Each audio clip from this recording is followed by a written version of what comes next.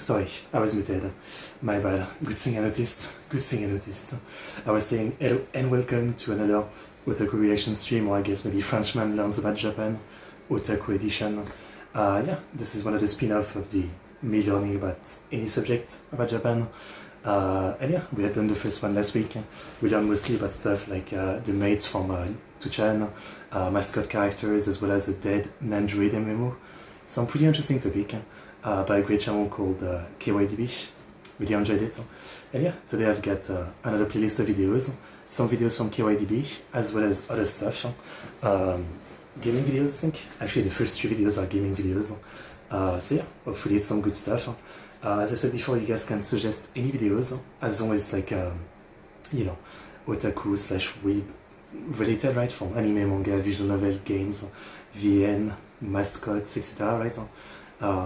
You know, as long as it's about that kind of topic, I might be interested. I might add it to my playlist, and I might watch it on a later stream. That is the idea. So don't hesitate. But yeah, what else is I gonna say? As always, link for all the videos in the description with timestamps after the stream, not while I'm doing it, but afterward. So if you're interested, go take a look.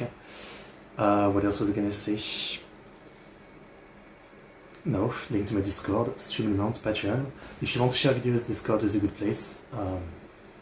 You know, I've got multiple like tabs for it. The video one is probably a good place you can share, but yeah, really don't hesitate. I mean, I plan to do a lot of this, you know, as one of the subcategories.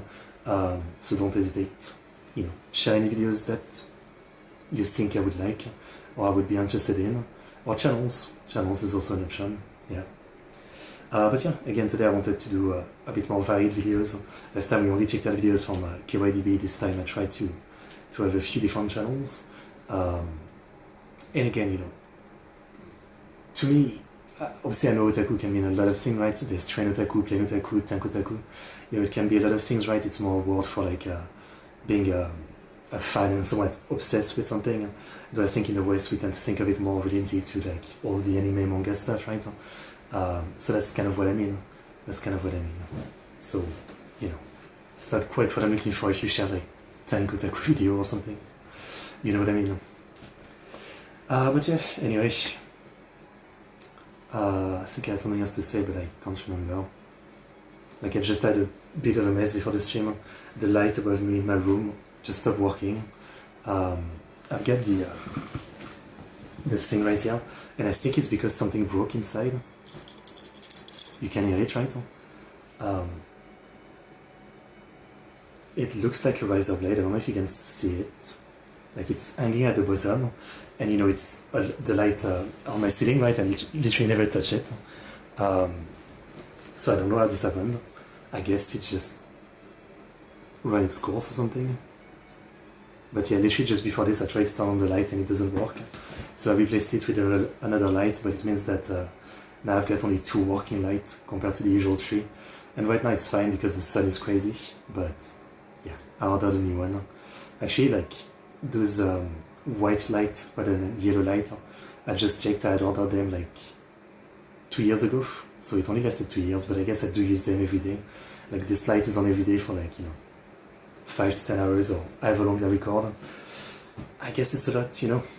I mean, a bowl like this is like €7, it's a lot. I can buy like 5 monsters with that. Okay, maybe less. 4. But yeah, I really don't know what happened, why like a piece just fell off when I literally never touched the thing. Anyway, let's get into things. So yeah, first I wanted to watch a video about Phantasy Star Online. I found out myself, I don't know why. I was thinking, you know, last time we were watching a video about MMO, and I was thinking, I always knew about Phantasy Star Online. About 10 years ago, I think in 2016, there was an anime for Phantasy Star Online 2. I thought it was terrible, but I always knew that Phantasy Star is like a classic and pretty beloved. So I wanted to learn about it. Even though this is a video I think only about the first game, we're gonna watch that. So yeah, Death of a Game, Phantasy Star Online by Nerd Slayer Studio. Let's learn about that. And maybe eventually I should check out more videos about the franchise.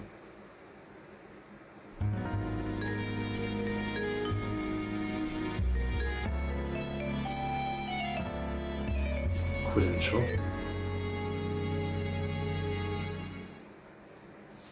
I can't do auto-translate. Oh, it's right here. I'm blind. I want to put it to Japanese. Sometimes I don't see the option for some reason. I'm really excited to introduce this video's sponsor, Opera GX. What is Opera GX? It's the... I'll pass the sponsor, but thank you, sponsor, for making this video possible. It's not very often you hear the words pioneer uttered in any art context. The word carrying with it a certain weight and reverence, and oftentimes too, the heavy price of being first. In an attempt to catch up with the West and their online gaming pioneers such as Ultima Online, EverQuest, and Diablo, Sega with the Sonic Team developers would attempt an online RPG of their own, dubbed Phantasy Star Online. Officially the first online RPG featured on a console, and from Japan in general. A title, I might add, all other Sega developer teams had rejected originally. I mean, I shouldn't be surprised actually, because we know Japan is not much for PC gaming. Even these days, I mean, the market of PC gaming is way smaller, I guess, you know. Launching on Sega's very own Dreamcast console first, as it featured a revolutionary modem for the time. Phantasy Star Online was set to compete with the Western titans in online gaming, and that it did as it not only dominated the local Japanese market, but reached global successes and influence that has been undeniable since then, even going on to pioneer its very own subgenre, online RPGs, or MMORPGs as I have been calling them. Spanning the launch and porting of multiple console launches, including a PC launch, multiple versions, and even a card game spin-off, Phantasy Star Online's history as a title was both one of the most interesting and impactful in the online RPG space. Without Phantasy Star Online, or PSO for short, there wouldn't be Monster Hunter, Final Fantasy XI, or even Final Fantasy XIV, or perhaps many more titles spawned from its wake and influence. Who would have thought mixing an ARPG with a JRPG would have the effect that PSO did? PSO would last for nearly a decade on official servers, so it's ultimately not shut down due to some failure, or the game not being up to snuff really. PSO was a commercial, artistic, and even philosophical and ideological success. This episode is less about solving a case, less about talking about the failures of PSO, and more about detailing the story behind one of my favorite, most impactful titles ever. Now, this death of a... I've always said it, but I'm kind of jealous of people who got to experience stuff like that growing up. I was really a single-player guy. I didn't have the internet until I was 12, 13 or something. And yeah, I never really experienced any of this, right? When I finally got onto a PC and the internet, I tried, like, wow, but didn't feel like my thing. But then I kind of felt, you know, I always felt like I really missed out not having internet and playing multiplayer games on PS3 or even PS2. And other console all the time. Not especially like an MMO, but still, I feel like I missed that. Obviously, I missed out on that, while also not missing out on single player, because I played so much awesome single player game that, you know, I don't regret, but yeah. Game is more of a journey down nostalgia lane for people like myself, and taking a look back on classic online gaming history. On this episode of Death of a Game, we will chronicle in short 2 decades worth of online JRPG history concerning Phantasy Star Online, highlighting the most important and impactful bits along the way, before ending the video with the usual case breakdown detailing the largest contributing factors to the game's death. Pick your class detectives, team up with some friends, and let's get to looting with this online JRPG that captured mine and many others' childhood. Tell me about it.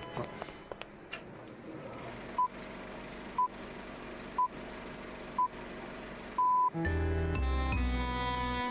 guess yes, a detective noir kind of presentation, you know, like, it's an interesting way to do it. Sega, a globally known Japanese video game developer, had a history spanning 40 years of arcade games, including the historical, world-famous, and most relevant for this video, Sonic. Sega would announce a new revolutionary title for their premier console, Dreamcast, that had launched just 1 year earlier in 1998. Phantasy Star Online showcased at the Tokyo Game Show in 1999. What would set PSO apart was it would utilize the not really so far leveraged modem on the Dreamcast. This would allow Sega to bring their players into the next century, the online world, a feat never before done on consoles thus far. This was something Sega chairman Isao Okawa was keen on. Okawa was single-handedly responsible for keeping Sega alive through funding and his seat on the board, considered a bona fide legend within the company. Okawa believed due to the rising popularity of online gaming on personal computers, there was a chance to capitalize on such for the Japanese market. The only issue was the market wasn't a PC-centric one. In fact, online gaming and RPGs in Japan were almost non-existent. Consoles instead were insanely more popular. With Sega's Dreamcast, Nintendo's Nintendo, I mean, literally, like, maybe until the 2010s, but everything before the 2010 in Japan was mostly visual novel for like console, right? For PC. I mean, I'm sure there was like small amount of people who would play PC game, but I think it was like such an insanely tiny percentage compared to console, right? So PC were really like for VN, yeah, and the occasional like I guess gameplay VN like a runs or something. And Super Nintendo, and Sony PlayStation, all based in Japan. Okawa had presented the idea to a number of Japanese developers, including primarily Sega in-house developers, and all of them had rejected the idea and proposition. Okawa was insistent though. He still believed in the potential of taking a JRPG online for the Dreamcast console as a way forward for Sega Dreamcast and Sega as a whole. Okawa had declared internally 2000 would be the year of the network game, and was doing everything in his power to make sure that that dream could come true. I can't even imagine being a developer at this time and someone tells you this, yeah, I mean, I've made games, but an online game? How do you ever make that? I mean, they have no idea. In order to do this, Okawa still needed a team of talented developers to head the venture. Okawa wasn't going to take a no for an answer this time either. Okawa set his sights on the Sonic team, and specifically the lead programmer of Sonic itself, Yuji Naka. Yuji Naka had admitted that everybody else was hoping somebody else would do it, but believed in Okawa's clear vision of the future.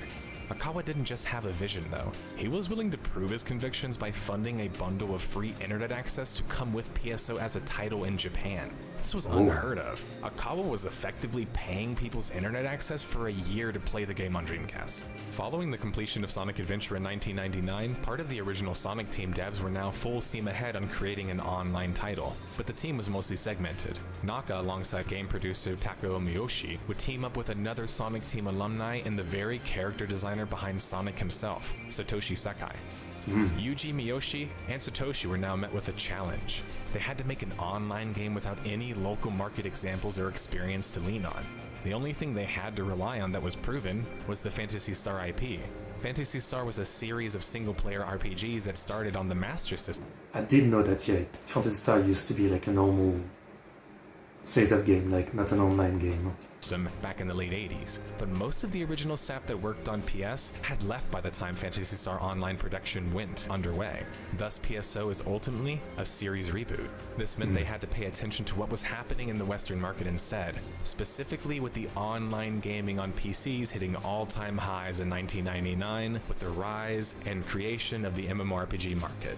The Sonic team would study 3 titles in particular in their preparation for designing an online title of their own: Ultima Online, EverQuest, and Diablo. While Yuji was a big Diablo, I've never played any of those, but Diablo is the one that I've seen like I think it was like a 7-hour video talking about it. So I've got a good idea of the game itself and why it's awesome and why it was awesome for its time and all that. But yeah, the other two I don't really know enough. Fan of UO and EverQuest, which were MMORPGs, he admitted in a Dreamcast magazine interview he steered away from being an MMORPG because he thought such a game would be very difficult to pull off on consoles. Due to the limitations with hard disk writing needed to store data, they simply didn't have a hard disk drive needed to support continuous online updates. A problem he thought was not realistic to solve in just 2 years of development. Instead, Yuji would lean more towards a Diablo style, which was not an MMORPG but instead an action RPG that had online capabilities. Yuji was impressed by Diablo, and although it was a 2D project, saw potential for Phantasy Star Online to learn from it, which would be featuring a 3D perspective and played on the Dreamcast instead of the PC. Yuji Naka made it a point to distinguish PSO as a different game and genre altogether with... It is something that people forget, but the way game on disc used to be made is kind of insane. I saw a video recently about it, especially talking about GTA 3, I think. But the way that a console would read a disc, the laser would read the disc, was very like it was in a spiral basically. And so it's not like a visual, right? It's like when the programmer do it, but the way they would like load stuff into the disc at different parts of the disc would sometimes cause trouble. For example, like in the GTA video I saw, right? The guy was talking about how the map isn't fully loaded, right? Because that would be impossible. Not enough RAM and not enough power from the console.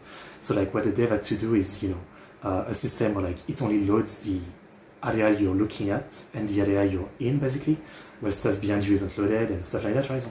But then the way the read would be, the disk would be, they would have to like try to calculate where to put stuff, because for example, let's say you put like a part of town at the edge of the disk, and then like the trees that need to load with it in another place, it means that the console, when you get into an area where there is both, it will have to try to really fast go to both parts and read both parts, I guess. But if they're far away from each other, like it's really messing things up. So it's something you don't think about because you're not a game developer, me neither, right? But they had to really like think about how to like Tetris arrange things on the disk so that the disk had to do the least amount of like turning to get the info you needed in every area. Does that make any sense? It's just a very interesting anecdote that I learned recently, that kind of thing you never think about, right? The level of optimization there used to be. Ultima Online and EverQuest comparisons early on, stating that with PSO, the connections would be more with multiple clients creating multiple servers and worlds, hence the term they were using, network RPG versus MMORPG. PSO effectively created the original idea of ORPGs or MMORPGs. You would, as the player, spawn on Pioneer 2, the spaceship, and from there group up and create a lobby, shop, trade, or pick up quests located on the station. Early on, the spaceship was more of a location that you would initiate grouping and menus from, but over time evolved more and more into what we would now call modern times a hub world or zone, leading to player socialization and exposure. You could cycle through programmed text options that were translated to and from different languages, allowing you to play PSO with theoretically anyone globally, breaking never-before-seen cultural and language barriers. The system had about 2,000 words near the end of development and had support built for 5 different languages, including Japanese, English, Spanish, German, and French. Italian and Portuguese had been considered but cut due to time constraints. Notice how Korean isn't one of the languages listed? Interesting, right guys? Well, there's a boatload of history between these two nations, but simply put, the markets are fundamentally different. That's because Korea was a PC market. There was a difference. Yeah, that's right. Once on the Pioneer 2 station in PSO, you would try to find 3 other teammates to group up and complete the story and gameplay experience. After teaming up, the 4 of you would battle it out together over a variety of instance zones, navigate and defeat, and then loot the monsters located there. PSO had no PvP early on due to not wanting to take away from the cooperative experience present in the game, which mimics Diablo generally more than EQ or UO, which was less PvP-centric in general. The primary focus of PSO was cooperatively doing battle to monsters, looting, and rinsing and repeat that until you get better stuff, kill harder things, and then completed the story. I was gonna say, I like that he's using old footage, which I want to say, it looks bad, but it also looks good. The game looks kind of good, but I realized that, the game is gone, right? So you probably cannot get new footage. All the while leveling up through 50 different levels. You did this through choosing one of the 3 classes in the game, and race combinations to go with. Hunter, specializing in melee weapons such as the saber, sword, dagger, katana, claw, or dual swords, whereas the ranger specialized in ranged weapons such as the handgun, rifle, mech guns, or even launchers. Finally, the force class, which utilized primary spells, or techniques as they were called in PSO, or a cane weapon, wand, or rod. Each of these weapons had 3 different attack buttons to sequence them, and varying levels and degrees of rarity and power as typical in an ARPG looter. Of the races to choose from, you had the typical human race, which were allowed to be all 3 of the classes and offered a more generalistic and balanced playstyle approach. Meanwhile, the Newmans are an evolved human race created for research purposes, less physically capable, but focus more on techniques, save for the female hunter class. Finally, the caste race, aka Robo-Samurai people, are the android race and can be any of the classes listed. They're just more so geared towards being defensive rounded characters overall. They're also like literally the coolest thing ever to my 10-year-old self, by the way. Fair enough.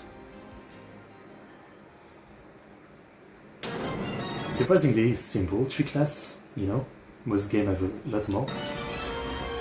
As the very first online console RPG, in order to even get PSO to work online, it was going to take serious effort. Utilizing a previously unreleased game and Burning Rangers as their foundation, as it was supposed to be a 4-player online game for the Saturn console, the Sonic team would then take the networking system from an action puzzle game of theirs, Choo Choo Rocket, as a template. The Sonic team had very little time to do the development, and needed to know quite quickly if their new networking online system would function successfully globally. Sonic Team wanted to do a global test, but ultimately was unable to due to time restrictions. Instead, they would do a local test handed out to 10,000. The history of video game development is always the same. Like, the executive guy comes, he tells you to do the most crazy project. No one has done this before in your country, but you have no time. I'm just giving you the minimum time. Every time I watch a video about the development of a game, it's that, right? Like, every single time. It is the craziest project, but you still have the same amount of time as a normal project.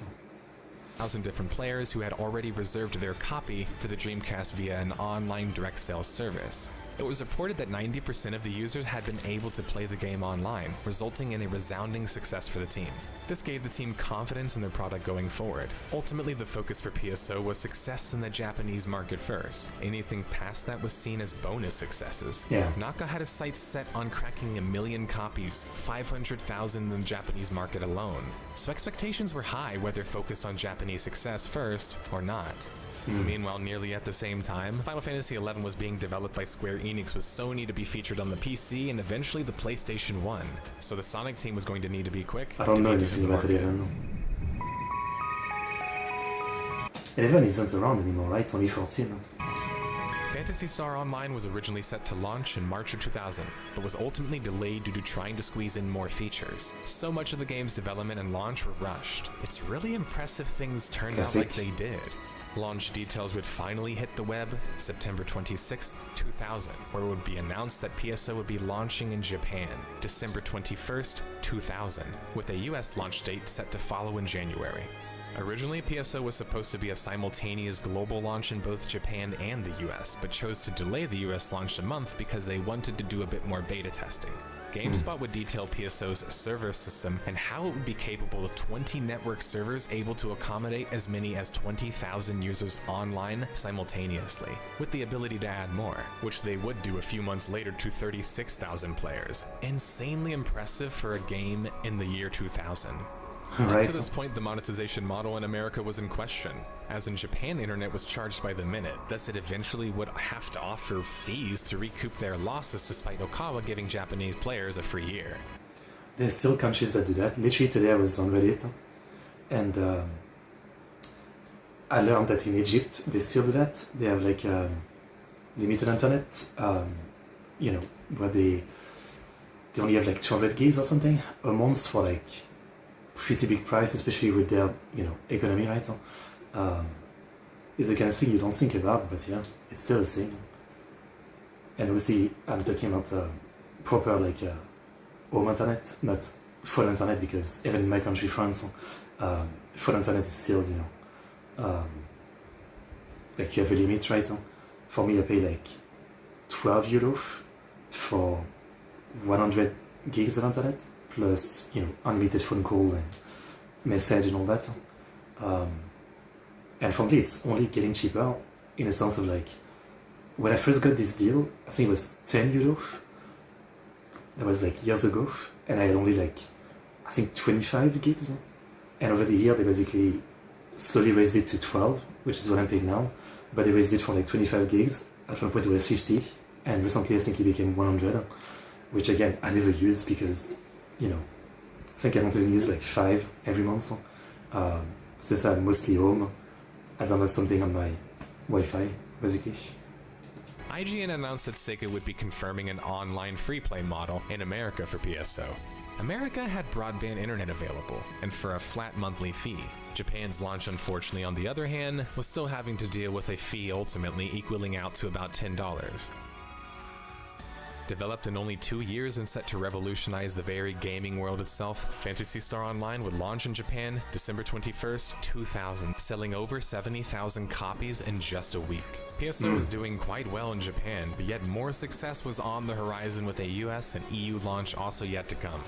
America would first see the 1.0 original launch of the game in January, and follow this launch with a 2.0 launch later in the fall. The 2.0 update for Phantasy Star Online would add 150 new levels, an ultimate difficult setting, a new challenge dungeon, and a PvP battle mode introducing PvP for the first time. Phantasy Star Online 1.0 would launch on Dreamcast January 29th. How much gameplay variety there was, it looks like it's either being the hub, get your gear, your look, and talk to people, or just go on a mission which seems to be just kill things. It doesn't look the most varied. 2001 to critical acclaim, scoring an 89 out of 100 on Metacritic from 21 different critics. The 2.0 version, capitalizing on the success, would then launch September 24th, 2001, culminating in, as you guessed it, yet more success for the JRPG franchise.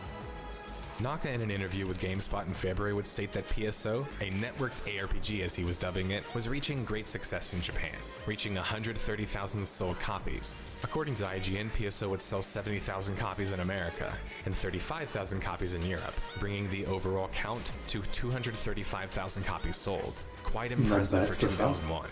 In fact, PSO was so successful, it had a black market where you could buy items, accounts, and currencies with real-life cash.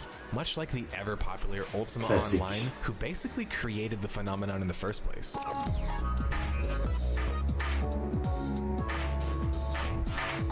Following a bout of silence from the Sonic team, Yuji would break this silence to reveal new details concerning PSO and the future of the title. First, the name Phantasy Star Online would be changing. The title would now be called PSO Episode 1 and 2 in Japan, where it would be set to launch later in 2002 on the iconic Nintendo GameCube. With the name change would supposedly reference and feature the inclusion of the game's first major update, version 2.0, while Episode 2 was the new and original part of the content. The new content would feature 2 new worlds to visit, as well as a new storyline to boot, as well as 3 new characters would be introduced to the game.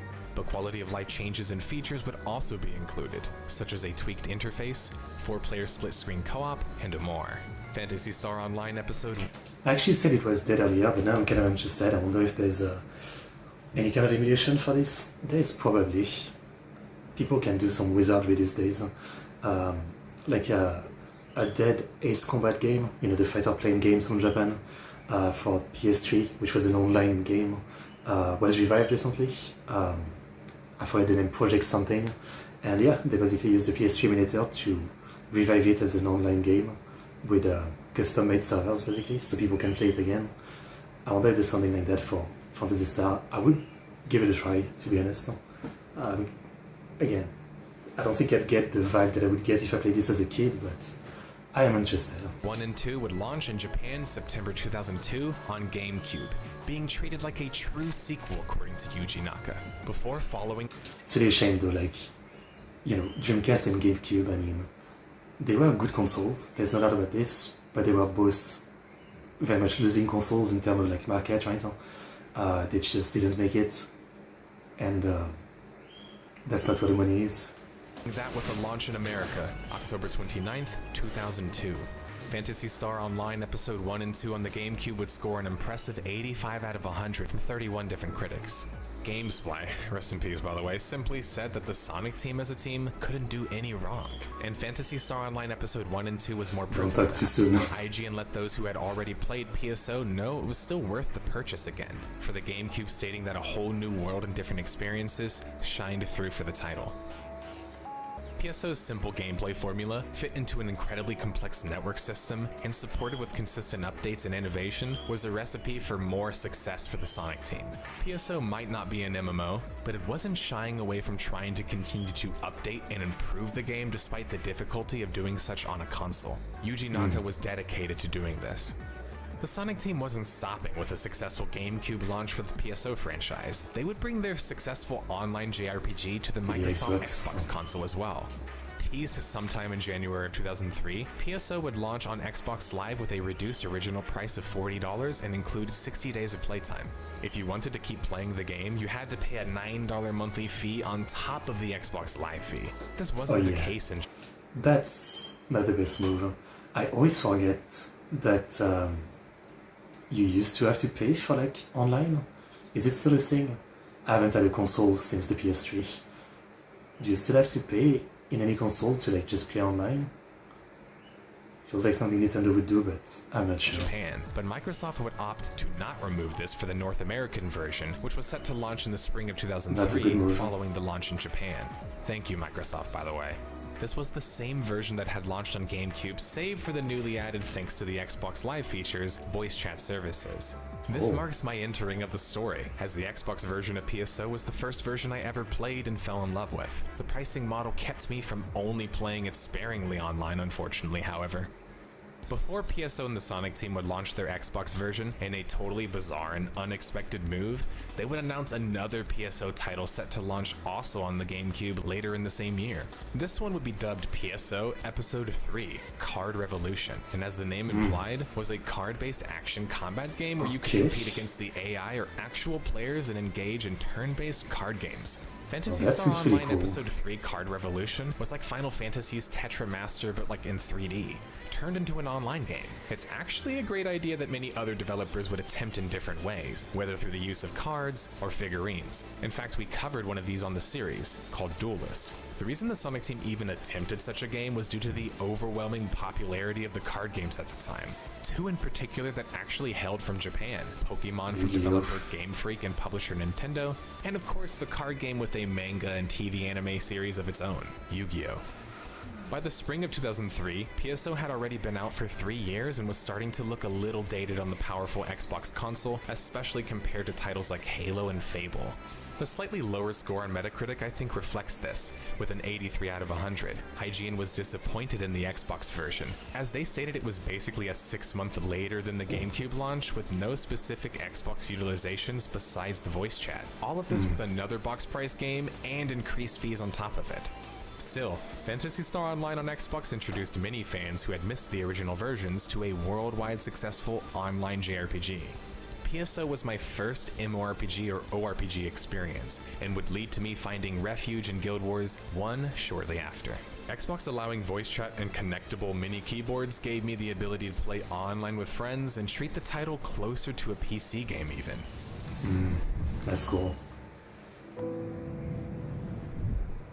The first bit of bad news to really shake PSO was the Dreamcast version of PSO following the discontinuation and failure of the console itself would be shutting down August 28th, 2003. This would mark the first of... Well, the death of Sega as a console maker, basically. Many deaths for the ORPG, which with its mini console versions was like a cat with multiple lives. The card game spin-off episode we mentioned would launch on GameCube in the US March 2nd, 2004, scoring a much lower score overall on Metacritic at 71. That being said, IGN would score the title an 8.5, being quite impressed with the presentation and overall lasting appeal of the online modes and tournaments. IGN though. Episode 3 wasn't as positively received as the previous versions, and it will remain a bit of a dark spot on the franchise.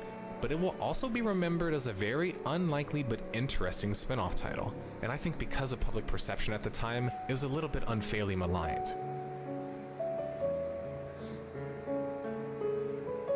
Phantasy Star Online might have been by 2004 standards starting to slow its momentous rise to the top somewhat, but they didn't lose any shine in the meantime, trying to capitalize on their momentum as much as possible. The Sonic team had no more platforms to launch on at the moment, but had their eyes set on... I'm surprised they didn't try to go for PlayStation, right? That's what I guess expecting him to say. So it wasn't on PlayStation. Well, 2 would be the one at the time, right? I am surprised. Like, that was the most popular console at the time, right? So, I mean, it's still probably the most popular console of all time. So, interesting. The first platform they avoided from the jump, the PC. Phantasy Star Online Blue Burst, as it was dubbed and announced May 25th, 2004, was set to be the PC version of Episode 1 and 2. By June, Phantasy Star Online had opened up the floodgates for beta signups for Blue Burst. They would hit an impressive 100,000 signups, with 50,000 happening in just the first week alone. Phantasy Star Online Blue Burst would of course launch first in Japan, July 15th, 2004, but took some time to reach the West, launching in the US nearly a year later. Okay, so I guess I'll need to emulate. I didn't realize there was a PC version. Okay. Later in June 2005. PSO Blue Burst would feature an entirely new story arc, 33 new additional quests, and a number of quality of life changes. There weren't many reviews done on the project unfortunately, but Blue Burst is the version of PSO that would go on to live the longest on the unofficial fan servers we will mention later. PSO Blue Burst, besides being even more dated in many ways, was still Phantasy Star Online at its best. Okay.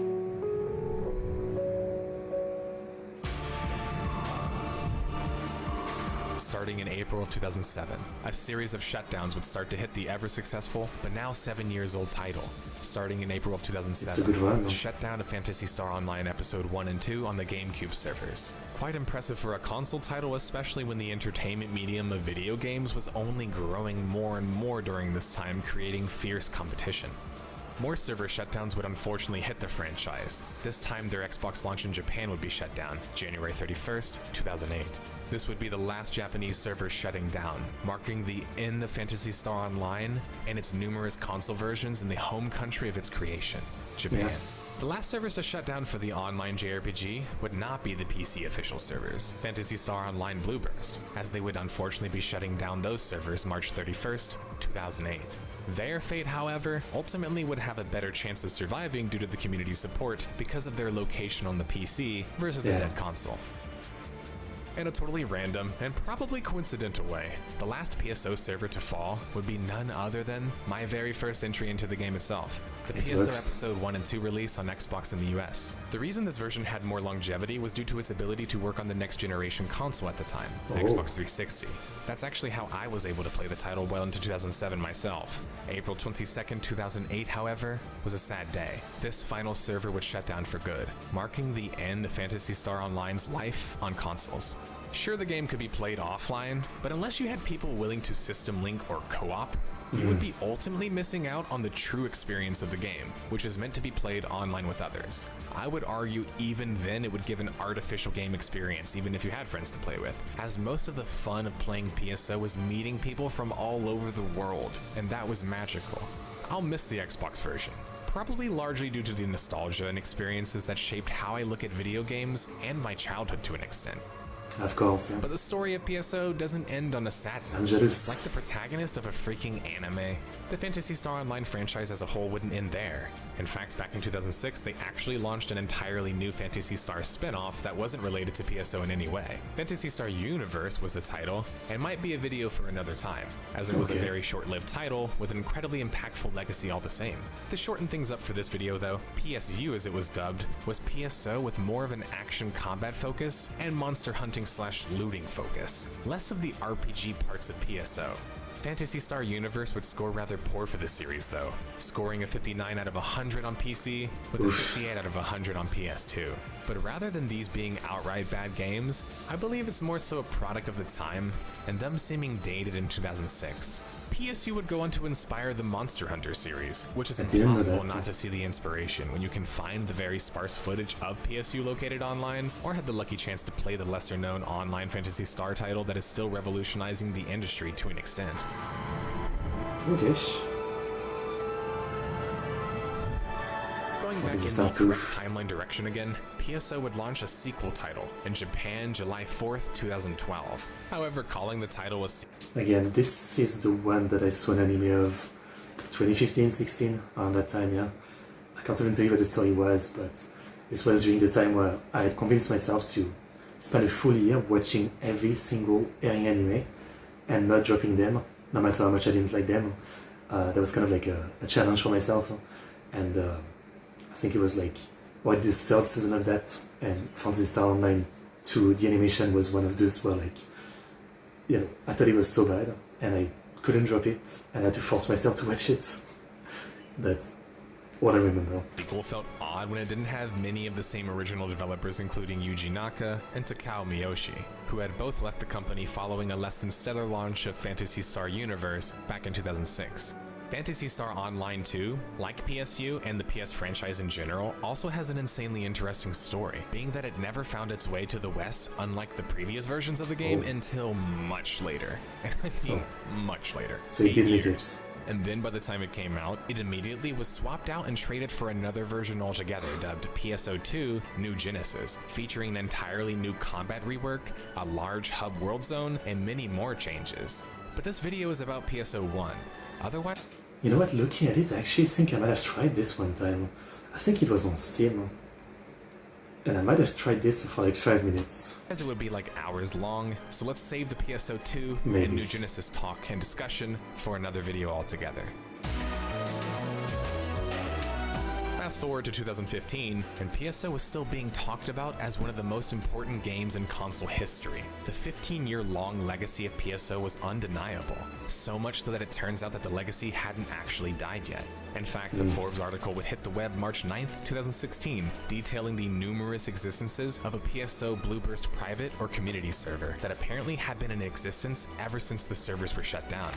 Apparently, PSO hadn't died yet, and Please tell me this doesn't turn into a story of Sega being assholes about it and trying to shut them down despite the fact that they don't even run server anymore. First, which I have to resist not saying blue balls, the PC version in particular was still alive and kicking with hundreds of players playing the version on a number of different fan servers such as Affinia, FantasyStarOnline.net, and Stack PSO. There's far more examples, but those are probably the most popular servers. Phantasy Star Online is the first and one of the arguably most impactful online JRPGs ever, and it's still being played in 2021, 21 years later. We made it through the most memorable bits of Phantasy Star Online's now 21-year-old legacy, and have reached the end of the video, where we have our usual deduction concerning the reasons PSO was ultimately shut down. This deduction is going to be a little bit more of a formality, as it's not really detailing a failure of a game we're covering. Yeah, this episode, as I stated from the very beginning, is about documenting the barely told pioneer. Okay, I guess we can stop here then. It's pretty obvious. It's just like time passed, you know. The game was great early on, but then eventually more consoles, more game. It makes sense. Huh? I actually wonder if he has videos about the other game. Now I'm kind of interested in the War franchise. Maybe you can watch that another time. Is this channel still active? Yeah, they are. They are. No, they don't. Okay. I wonder if there's any kind of retrospective about the channel or something. A complete series retrospective. Okay, well I guess I'll look later, maybe for a later stream. You know, we might be able to, you know, to learn more about all this. I'm kind of interested in like the full franchise. I really like retrospective series where someone play like every game in the franchise and make like a hours and hour long video about it. Channels like I Finished a Video Game. I really enjoy that kind of channel that put in the work to play every game and review every game. I think it's really interesting, but yeah, this was a great video nonetheless. Got a better idea of what the game was like. I wish he had focused a bit more on like how the game plays per se, where's the loop, but nonetheless, very interesting. Yeah, as I always say, you know, I enjoyed my time with games growing up, even though it was mostly single player, right? And obviously there was only so much time, so like, you know, if I had access to online game, maybe I would have played Solito single player game. But yeah, sometimes I kind of wish I could have experienced like MMO games when I was younger, right? These days, and since I've gotten onto, you know, the internet of the last, I don't know, a bit less than 15 years, you know, I've tried some. There was like a browser, like daily game called Shake and Fidget I used to play, and you know, I had a guild, and I guess it was, you know, a very like menu game, so there wasn't much going on, but I still kind of enjoyed the aspect of it. Then obviously the gacha, right? In many gacha, you know, there was some interaction, but nothing felt like an actual MMO because, you know, at most you have like a couple other people fighting a boss with you, that's about it. I've tried WoW, and that's really about it. I mean, I guess I still mostly stayed a single player gamer, I guess. Even though I've played some multiplayer game, but not MMO, right? I've enjoyed playing like shooters, which again I play mostly solo anyway. But again, I kind of have this longing for like the classic vibe with this classic MMO. Yeah. Good video, good video.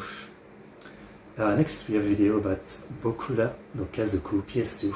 It's beautiful, sad and happy. This was my recommendation. I haven't heard of this game. Always interested in any PS2 game that I don't know.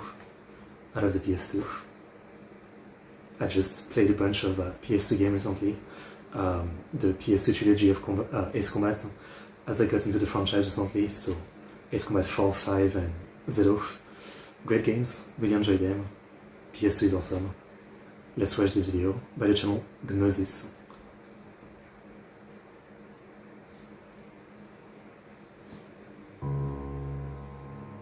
Kaz Ayabe, the creator behind Boku no Natsuyasumi, once said in an interview that he wanted to give players the feeling of living their lives in fast forward. The effect of this glimpse into a life quickly lived is that we can begin to understand how apparently mundane choices have drastic influences over the lives of people around us, especially the children we raise. At the time of developing Bokura no Kazoku, Ayabe had been raising his own children for years, and when, at the age of 40, he looked back on his life, he had a realization. Quote, "I came to where I was so quickly. I had my childhood, grew up, and the next thing I knew I was 40. Bokura no Kazoku, meaning our family. So it's a kind of life game. I like the art style. I mean, the location especially look really good. The character designs are a choice.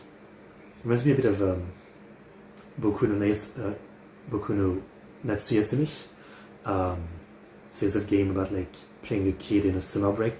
In Japanese, was developed by Millennium Kitchen for the PS2, focusing on the ordinary lives of adults and the important decisions they make as to their children's future. The game is a married life child-rearing simulator in which the player raises a family over a period of 35 years, from the age of 25 to 60. Okay. I'm interested. The player's choices at the start of the game locks them into a particular scenario in which they'll end up having a different number of children, each of whom has a unique personality. However, what happens over the course of the game will vary depending on the player's actions.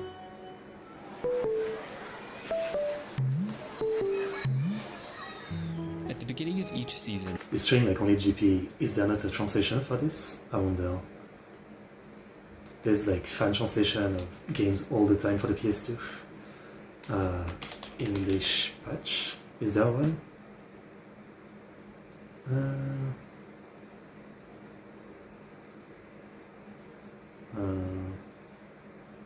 Planning to do it myself. Unpacking tools. Okay, so I don't think there's one yet. This is supposed from 2026. Oh, so there's a project right now. Someone has probably been able to scrape the text.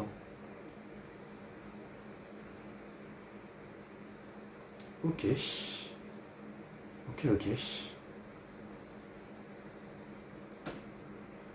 Wait, no, so there is a full translation, but done by AI. I see. I mean, at some point it's better than nothing, right? If no official team is gonna do it. But I feel like this is the kind of game that people would do it. Kind of like Boku no Natsuyasumi. There was a translation in the last couple of years for the one on PS2. And it was really good. I played a bit of it and it finished it one day. So okay. But now I'm annoyed because I hate seeing an interesting game like this, but then I can't play it. Because not translated. I mean, I guess it is, but come here snob, I don't really consider AI translation or machine translation as translation myself. You know, I don't like it is, but I don't like seeing it as better than nothing.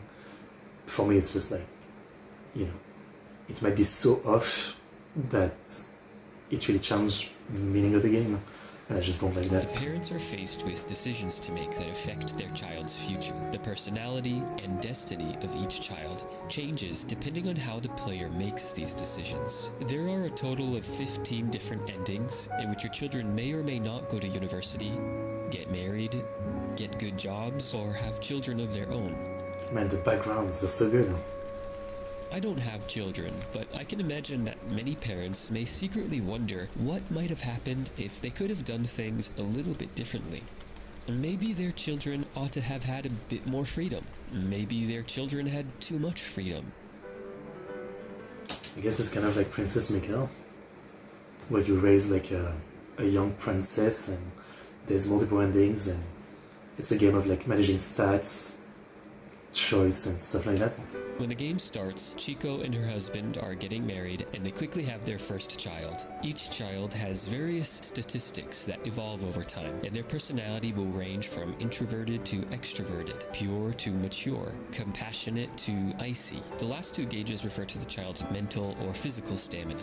Bokura no Kazoku is essentially all about manipulating these statistics by making major and minor decisions about their children's lives. Having more children means having to spread out your time more evenly between them, as well as your resources like money. Do you spend the day with one particular child who's been feeling lonely or needs more guidance? Or do you take out the whole family to the zoo? Some days... Or do you just focus on one who seems like he has potential, so you focus only on him, abandoning the others because this one has potential? You may choose simply to do nothing and save money for the future. Apparently innocuous decisions, such as going to the museum or choosing a specific kind of book to gift your child, has consequences. I love that. Importantly, the game distinguishes between your children being talented and growing up happily. Sometimes they manage to do both, but other times talent comes at the cost of happiness. Giving books has a variety of effects, turning daydreamers into scientists, making them more outgoing, or helping them mature. When giving books, the effect it's going to have over your child is explicitly stated. However, you can only give each book once. If you give a book to your first child to motivate them to study harder, your second child won't be able to receive the same gift at that same period of their life, even if they end up needing it more than the first child did. I like how it seems like there's such a meta aspect to it, right?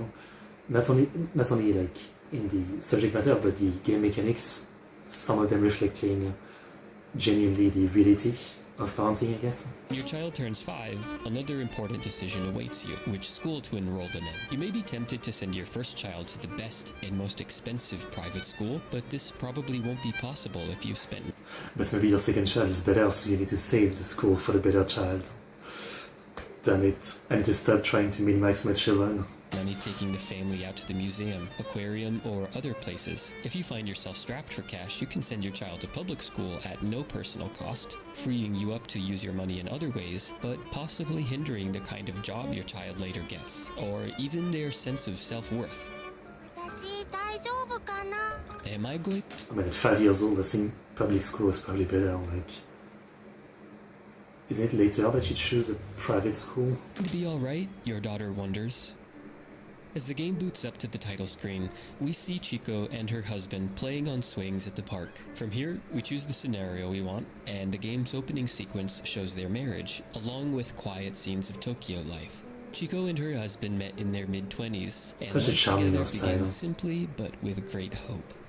One evening, shortly afterwards, Chico brings out a gift for her husband, a journal in which to record the daily events of their lives. Their first child, Moku, is born weighing just under 3 kilograms. Moku quickly becomes the center of... Boku no Natsuyasumi has a similar system, like, at the end of every day you kind of write down what you did. And again, that game is about, that series of game is about, you know, just a child in vacation, usually in the countryside, and kind of the same thing. There's different things you can do and you can't see everything in one playthrough. And so what you do, you record it at the end of the day in your journal, basically. Their lives, despite his father's busy job editing children's books for Oedo Publishing. One morning after returning home from working overnight, the father arrives in time to hear his son's first words. Moku begins to grow up, and for reading material we give him Ganbari Kodomo Shimbun, the hard-working child newspaper, to increase his mental stamina. Then take him to the museum. Soon afterwards, our family welcomes their second child, a boy named Genkotsu, because his fists are tightly clenched at birth, as if ready to take on the world. Okay. I like when people give meanings and stuff like that. I was watching a video recently about the Drift King, Keiichi Tsuchiya, and this kind of legend that when he was born he came out sideways out of the womb because he was drifting already. I love this kind of stuff. Life gets busy, but Chico reminds us to keep writing in our journal, so we record the incidents of Genkotsu's first words.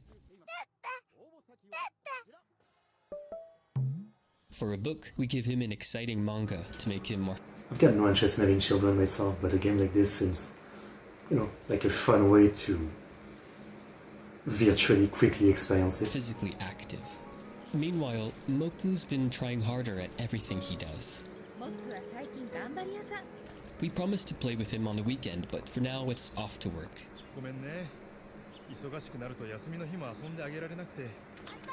That's a big seiyuu. Later, our third child is born. We name her Pooh, and now things are really getting busy. Moku starts kindergarten. Stop banging for a second. And as usual, does his best. For good luck, we take the whole family out to the local temple, the quietness and solitude of which makes everyone a little more introverted. The next day, we take Jess to Genkotsu, the Tokyo Tower. A day out with him makes him a little bit more mature. Interestingly, our choices of their first books have drastic influences on their personalities. For his whole life, Moku will struggle to find a balance between work and fun. Genkotsu is always just a little bit too energetic. Pooh, who gets a book about playing at the park to get more extroverted, becomes a chef, thriving in the chaos of the kitchen. Okay. They're all growing up fast. That night, Pooh asks about the origin of her nickname, and we tell her the truth. It's because she farted the day she was born. I think the dad's voice actor is... she ever recovers from. I forget his name, but is the replacement voice of Kogoro in Conan, the voice of Kiritsugu in Fate.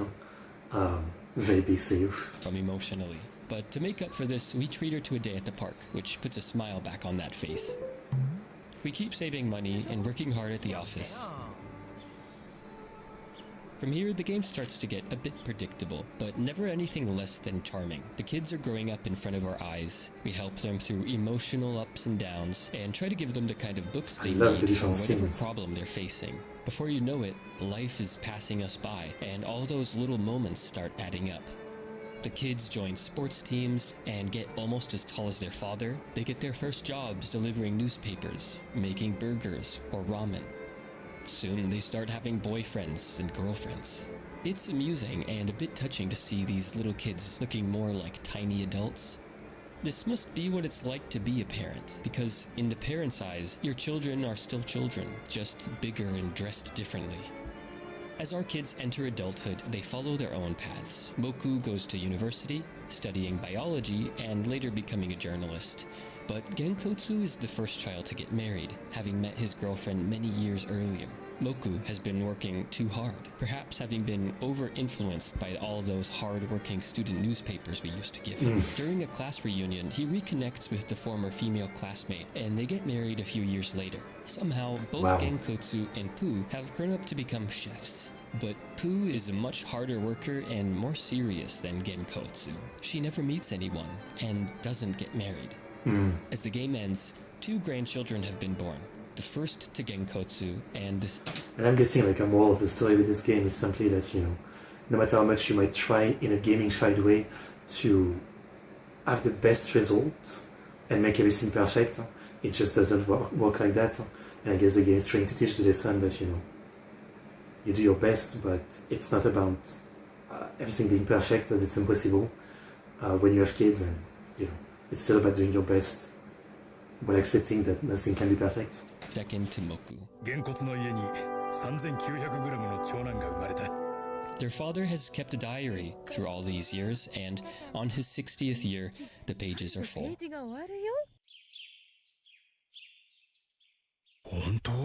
The family gazes out at the garden, drinking warm tea.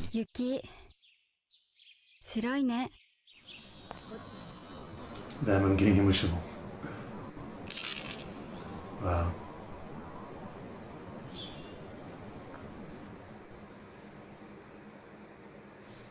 Beautiful. Bokura no Kazoku features character designs by Mineko Ueda, whose illustrations are delightfully simple, bright, and clean. Millennium Kitchen has done a wonderful job of bringing her drawings to life, which can be surprisingly expressive and show a huge range of subtle human emotion. Bokura no Kazoku also has some of the best cinematography that I've ever seen in a game. In fact, the backgrounds started out as photographs that were later reworked digitally, and the team took over 25,000 reference photos. The style is reminiscent of legendary Japanese filmmaker Yasujiro Ozu, whose works have a lot in common with the games developed by Ayabe, focusing on the lives of ordinary people doing ordinary things. The plot of Ozu's early film, Ohio, is about the strained but humorous relationship between the neighbors of a small Japanese town and their children, who go on a silence strike against their parents for being refused a new TV set.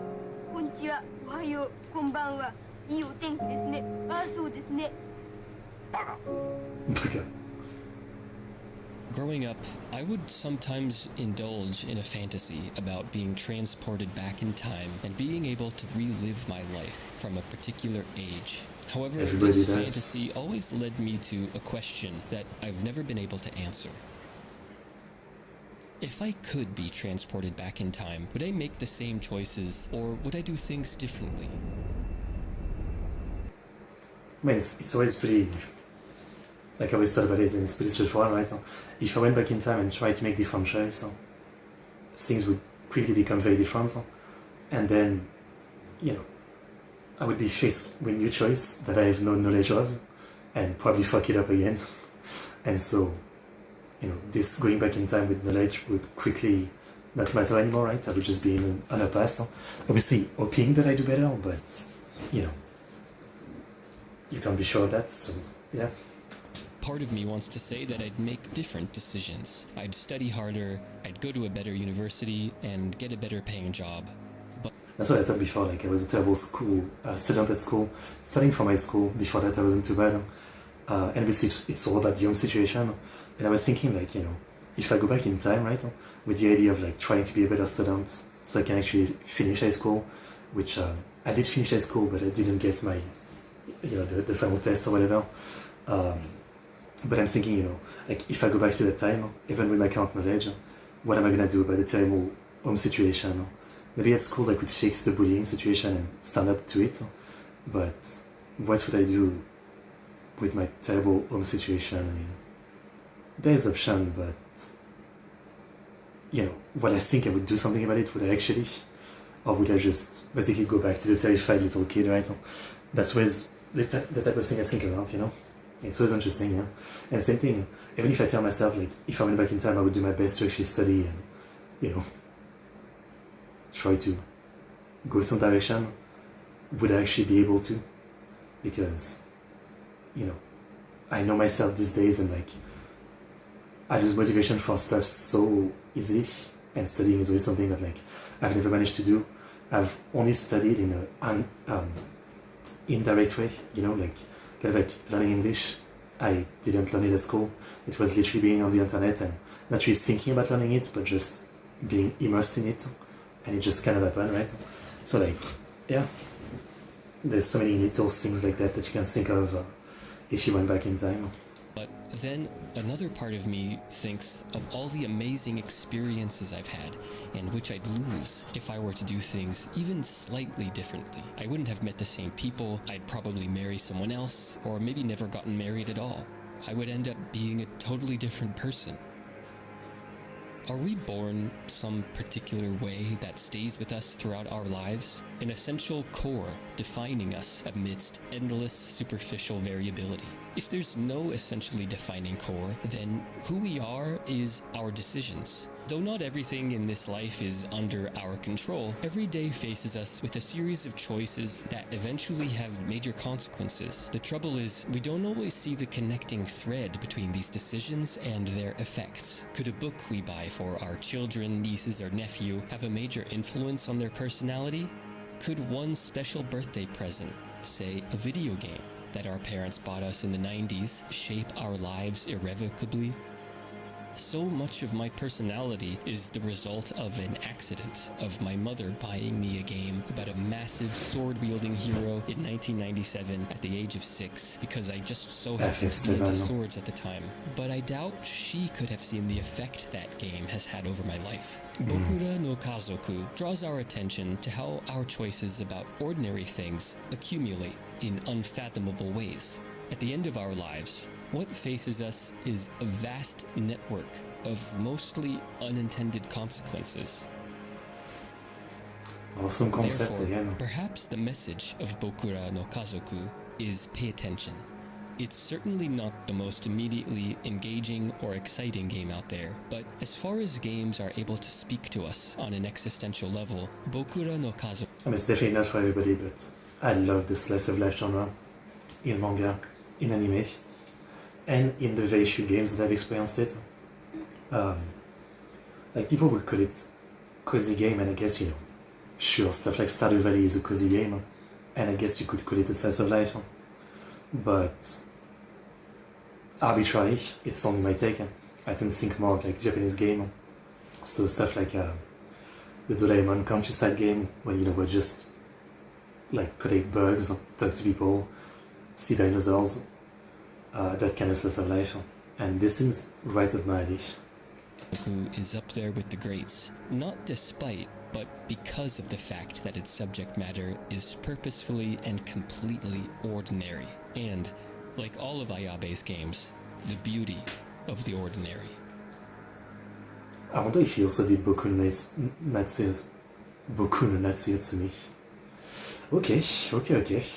Great video. Absolutely a game I want to play, so hopefully someone makes a proper translation. Otherwise, if people say it's accurate, maybe I'd use the AI translation. I mean, I don't want to be, you know, like a sad boy automatically anti-AI, right? Especially for translation, I've talked about how that is one thing I'm looking forward to. I don't think it's good enough yet, but eventually someone will be able to program an AI translation tool that's, you know, syncing like a human would. And with Japanese, it's very important because, again, so much is about context, not literal translation. That's the biggest problem, and why machine translation has been so bad for so long. So there's potential. I just don't feel like we're there yet. But in the next couple of years, yeah, maybe we're gonna be there, and it's gonna be kind of a revolution for like VN games, manga, etc. Right?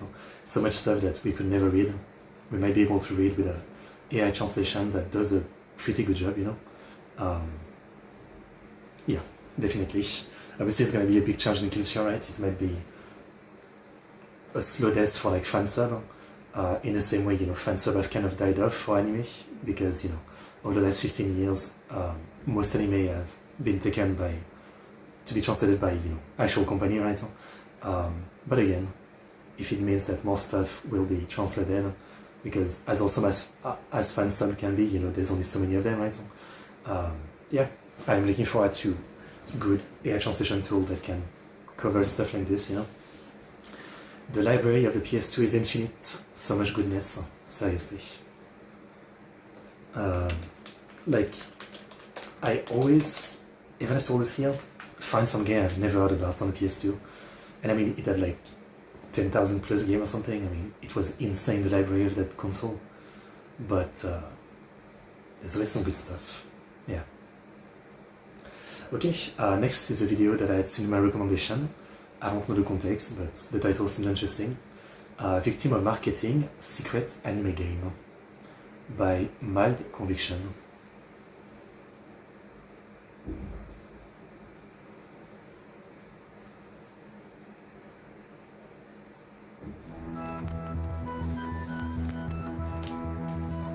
The process of localizing a game has its fair share of obstacles, especially in the form of marketing. How do you take a game that was already niche to begin with in Japan and try to make it a success in Western territories? Some Western publishers took that question a bit too far for fear of not making enough return on their investment, and you'll see how soon. Nowadays, that question isn't so threatening, because now we have more publishers who are serious about maintaining a game's identity, especially publishers who simply opened Western branches of their own company. Plus, every niche genre has fans who are constantly in the know, and viral marketing can potentially turn a niche game into an overnight success. Social media has been a big boon for more obscure titles that way. For example, viral social media posts is how Yakuza 0 was able to explode in popularity. The clip of Was that what it was? Interesting. Kiryu meeting Nugget the chicken and then hiring the animal to be a realtor was the first domino that fell, which... I mean, obviously I know that, yeah, Yakuza was not that popular in the West before Zero. Reminder as always that Yakuza is my favorite series of game of all time. But yeah, I know the story, obviously, like, you know, one at a dub was kind of a mess, then no more dubs. The game would still be translated to English, but then I think they stopped after 4. I think 4 didn't do well, and it took years for 5 to come to like PlayStation Store only or something. But then obviously Zero happened, and it saved the franchise in the West, I would say. Helped turn Like a Dragon into a successful IP and one of Sega's most important franchises in the West, to the point where they consider it as important to them as Persona and Sonic the Hedgehog. Unfortunately, though, that safety net wasn't always there.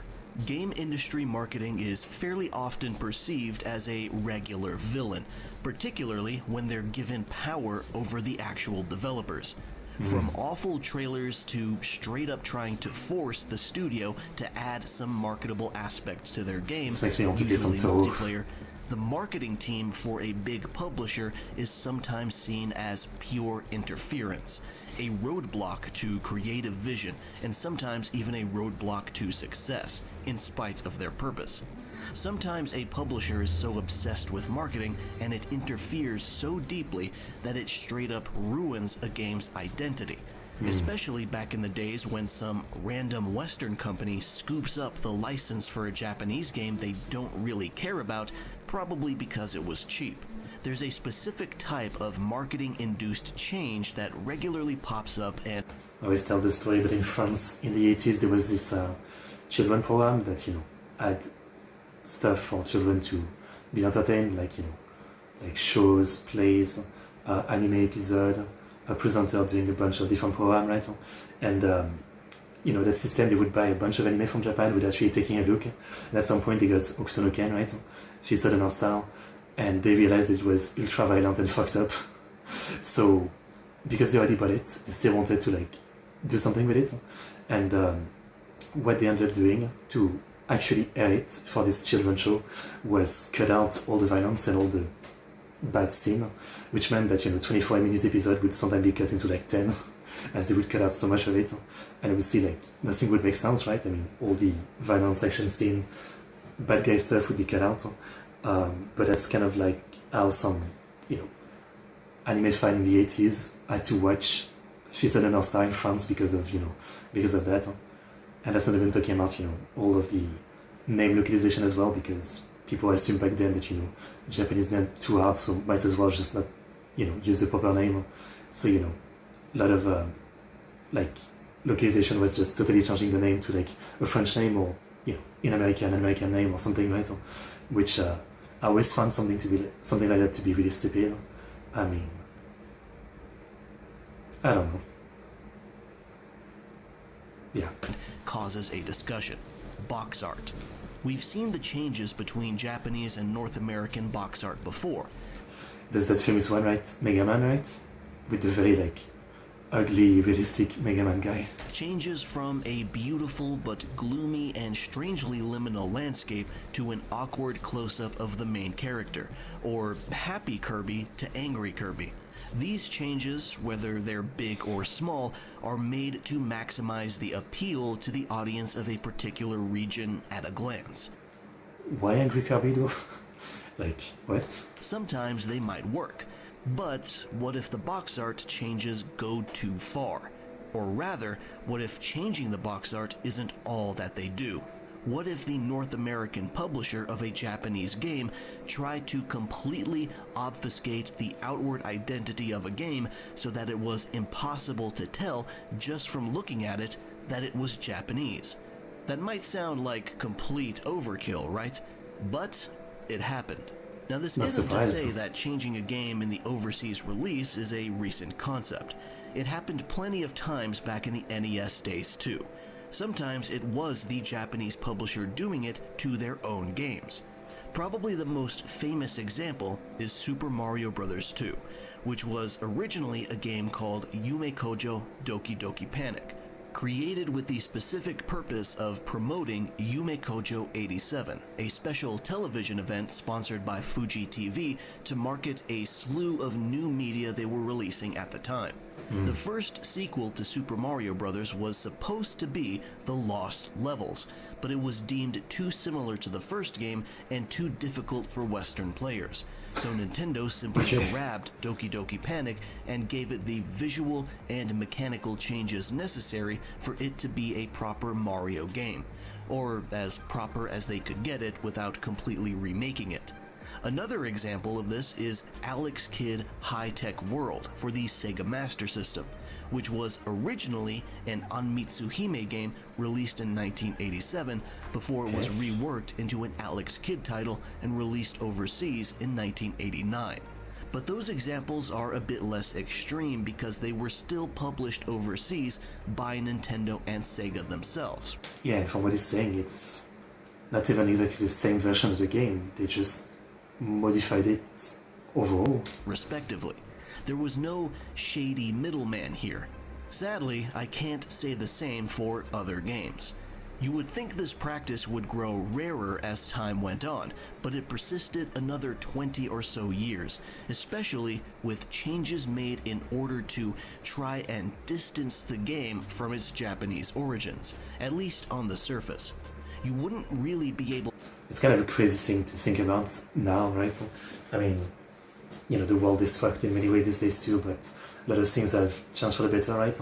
Like create translation, and these days, yeah, the culture, not just for Japanese game, but for like overseas game, is to, you know, try to just give the original experience with the translation, with the localization. I mean, you know, there's still always some mistake, but there isn't like these days any kind of overall concept of, you know, really needing to adapt it for a market, because these days, you know, when people think of Japanese game, they think of prestige, right? So like it would be insane these days for anyone to even think like that, right? You know, like this market is not gonna like Japanese games, so let's try to act like it's not a Japanese game or something, when these days it's like part of the appeal, right? Because Japan is such a unique identity for the games. To tell the game was made by a Japanese studio until you started the game, or at least saw a bunch of Japanese names in the credits. So, what were these later games? Let's start with what are probably the most famous examples for this era. Mobile Light Force 1 and 2 for the PlayStation 1 and PlayStation 2 respectively. These games were published outside of Japan by XS Games, and you can already tell just by looking at the cover art and realizing they are literally the same picture with a slight shift in color tint. This is going to be a doozy. Just from these covers, you would assume the games are about some badass Charlie's Angels like femme fatales or something, but no, they're not that at all, not by a long shot. Mobile Light Force 1 is actually a vertically scrolling shoot-'em-up called Gunbird, developed by Saikyo. So this, that what we've been seeing, it's a bullet hell basically. Amazing. I actually remember that being, I mean, it's always been a thing with like, be it manga, anime, movie, and games, cover art lying about the content, right? I mean, it's nothing new, right? Even with older game from like the 80s, 90s, it was a big thing, right? You have like a super stylized, high quality cover, but then you turn the box and you look at screenshot of the game, and it's like, you know, your character is this like small pixelated character that you can barely see. You look at the cover, it's like this awesome anime art. That's always been a thing. I don't think I would say it, I would say it's like lying, but I think like cover trying to trick you into thinking something looks really cool, but then the game looks nothing like it. It's always been a thing. I mean, I think that part is fine. So published the game in Japan. The game first released in Japanese arcades back in 1994, followed by a Japanese Sega Saturn and PS1 release in '95. The game wouldn't be brought to overseas home consoles until 2003, when it was crudely localized, and I use that term very lightly, as Mobile Light Force. For anyone not familiar with this whole situation, you may assume that Mobile Light Force 2 must be Gunbird 2 then, right? Well, no, it isn't. The sequel, Mobile Light Force 2, is actually Castle of Shikigami, another shoot-'em-up developed by Alpha System and originally published in Japan by Taito. It first released in Japanese arcades in 2001, and XS Games published it overseas also in 2003, the same day as Mobile Light Force 1. XS Games released both games at the same time. It's pretty clear what they were trying to do. They swiped up a couple of niche games in the same genre and crudely changed their identity to fool unsuspecting Western gamers into thinking. You know, that's a level of false advertising that feels illegal. I don't know. They were related to each other, but they weren't. Even worse, XS Games tried to hide this fact by straight up removing the entire story of both games on top of also removing some game modes. Not only were these games from different franchises, they weren't even made by the same studio or even published by the same company in their native country of Japan. And of course, people who bought these games weren't even convinced by any of this deception, because any fan of shoot-'em-ups worth their salt would have kept up with the news and known what these games actually were. Even if they didn't, it was clear that their actual content did not match the box art. This isn't even the only time XS Games did this. They somewhat changed the identities of other games, such as Jigsaw Island Japan Graffiti to Jigsaw Madness, and Prism Land Story to Sorcerer's Maze.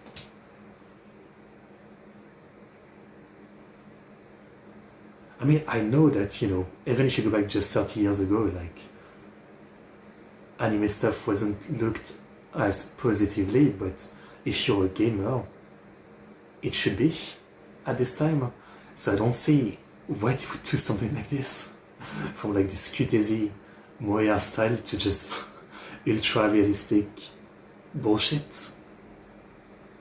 Like, what's the point of even doing this? Like, you can't tell me this actually helps. And how is this even legal? Insane.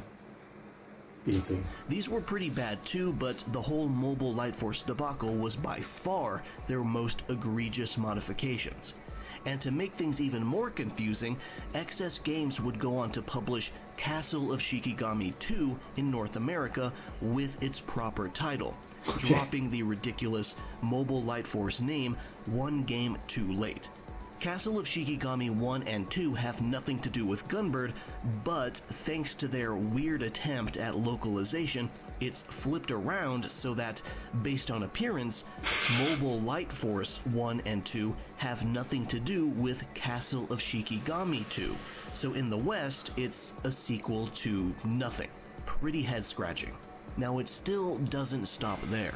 There's more instances where Japanese games get a ridiculous makeover, presumably in an effort to make them look more appealing to whatever their target demographic is in the West. I understand why this might seem like a necessity for some games, but more often than not, the execution ends up making the game look like generic shovelware slapped together in a week. If you want some examples of this, then look no further than the Imagine series by Ubisoft. Yes, Ubisoft contributed to this weird. The DS always had like this realistic, or you know, just actual people on the cover basically. So many games. Trend. Shocker. In case you never stumbled upon this series before, Ubisoft's line of Imagine titles were primarily on the DS and 3DS handhelds, aimed at young girls between the ages of 6 and 14. From what I can tell, most games in the series were made by Western developers, some of whom were working in-house at Ubisoft. However, a few specific titles were actually Japanese otome games that Ubisoft snatched up a license for and then put a generic-looking paper bag over their heads. Now, I don't know about you, but based on what I've seen over the last 10 years or so, there's definitely been some semblance of a trend of teenage to young adult women just naturally gravitating towards games of this nature without the need for this weird genericization. But hey, I don't deny the possibility that these games probably opened the eyes of some curious girl somewhere. First game I'll discuss here is Imagine Figure Skater, which was originally released in Japan as part of the Kuru Princess series in March 2007. It was developed by Spike, who would later merge with Chunsoft to create, well, Spike Chunsoft. As you might expect, the game is about taking control of a young figure skater trying to make it into the big leagues. You practice new... I discovered this game when Medalist, the figure skating anime, came around. I mean, it doesn't look too bad. Moves, purchase new equipment, outfits, and accessories, play mini-games that increase your stats, and hang out in a strangely Japanese-looking city with characters who have very traditional Japanese names like Kevin, Molly, and Isabel. Now, for what it's worth, I don't think the game is bad. It's not a particularly huge revelation in the genre of RPG sports games, but it's very digestible and lighthearted entertainment. I mean, it might look terrible if you don't realize that this is on the DS, the Nintendo DS. I'm sure there's a few girls who had the path to otome games unlocked before them thanks to this title. Figure Skater would... But is this an otome game? Like, an otome game is you know, you play as a girl character and you have a bunch of boys to date, basically. It's like the reverse, basically. Soon receive a sequel called Imagine Ice Champions. It originally released in Japan as another Kuru Princess, but it wouldn't make its way west until February 2009. The next game of the Imagine series I'm going to touch on is Imagine Makeup Artist, which originally released in Japan as Cosmetic Paradise Meiku no Kiseki in July 2008. This was developed by Global A Entertainment, a studio that was quite small but managed to pump out multiple games a year. As far as I can tell, they were never larger than maybe a few dozen employees. It hit the West in May 2009 and did not really take the region by storm. Makeup Artist is what you're likely expecting. You play as a girl who offers top-tier makeup services, and depending on your client's wishes, you apply the respective makeup in the minigame. One thing that stands out in Makeup Artist, though, is the altered character designs. Figure Skater and Ice Champions did not seem to take many, if any, artistic liberties with how characters looked, but many characters in Makeup Artist were changed, especially the love interests. They were all made to look... I mean, they're still very anime, but... okay. Decidedly less anime, because, of course. And the last game in the Imagine series I'm going to touch on is Imagine Ballet Dancer, another title developed by Spike. This one has the unique distinction, however, of releasing in North America a month before Japan in November, then December of 2008. In Japan, it's titled Princess Ballerina: The Four Dreamy Prima Donnas, or Dreaming Prima Donnas. My Japanese is still pretty bad. It's got the same basic premise as the ice skating games, but with ballet instead. Pretty simple. Now, drastic identity obfuscating localization like these games are much rarer now, but it was an issue that went under the radar for a while. In the case of Ubisoft's Imagine series, it's mostly the genericization that makes the product look bad. I understand the visual change to hopefully appeal to young Western girls, but strictly looking at the bland, uninspiring covers, no one would be blamed for thinking these games were Ninja Bread Man level shovelware. I've always found it weird, like the real people covers on a game. Like, everybody knows you're gonna play a game that's not going to look like real life, so never really enjoyed that. I'd much rather, like, even if it's not representative of the game graphic, a more gaming looking, you know, box art, yeah, not just a picture of a real person. In the case of XS Games and their treatment of Gunbird and Castle of Shikigami, however, their attempt to tie two completely unrelated games together was a very poor attempt at trying to trick the consumer. Like, imagine how disrespected you feel as the original creator, like, when you look at the story, right? They took your game and they butchered it, cut out the story, cut out game mode, changed the name, the cover, and tried to, like, sell it in a bullshit way. I mean, absolute disrespect. Into doubling up on purchases, because if a game and its supposed sequel came out at the same time, then maybe it's a better value to just get both, right? Strictly from a business perspective, I suppose it's understandable why they would do that, shadiness aside. But once you learn that they went so far as to completely gut the actual content of the game to hide the fact that they're not related at all, it goes from being a shrewd business decision to actively making the product worse and being downright disrespectful to the people who actually made it. It was a weird era of gaming for sure. Thankfully, since then, more Japanese publishers have either established their own branches in other countries or created partnerships with Western publishers who hopefully take their work more seriously to avoid these weird and excessive liberties being taken with their games. In an online age where fans of any genre or franchise could easily find out about this stuff, it seems like a good idea to, you know, not mess with the vision too much. Sure. This concludes my video on secret Japanese games. Thank you for watching. So yeah, you know, despite all the big dramas about gaming these days for so many subjects, right? This is definitely one of those things that has really evolved in a good way. You know, translation have only gotten better, and the culture of literally like trying to keep things as close to the original and respect the original vision is like a genuine culture now. And it's crazy to think that, yeah, like 20 years ago, like you had people like this and company like this that would take a game from a different country and literally have zero respect for it, in the way they just butcher it with like their stupid idea of how to say it. It's really something. It's really something. That's for sure. Yeah.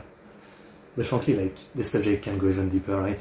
I always remember, like, the amount of time when I was young, like, with PS2 or PS3 game, whenever we would go to, like, the big store, right, for groceries, I would go to the game aisle, and I would spend, like, an hour or two, literally just reading every box of every game. Later on, by the time with PS3, there was also, like, a touch screen where you could play trailers, and obviously that's, like, another aspect of deceitful stuff, right?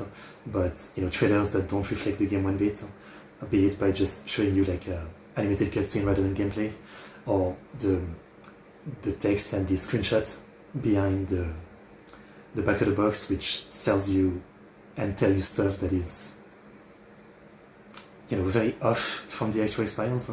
And mind you, I live in Europe where we've always had like, I think, stricter rules like that.